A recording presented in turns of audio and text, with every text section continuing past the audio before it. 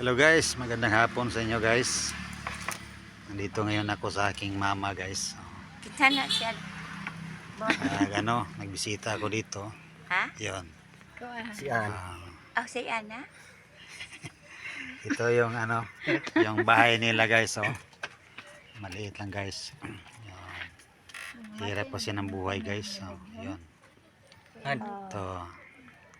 Nagdala ako ng bigas kay mama at saka ulam, pangulam nila.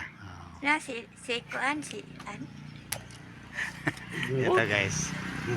Ayan, kita nyo guys mama, ang mama yun. Ayan. Si An siguro na.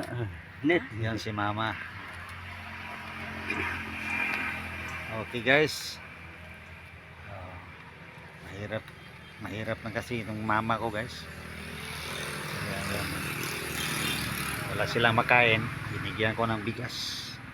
Kumidyan day mo din Okay. day. Salamat guys. Kumidyan day siya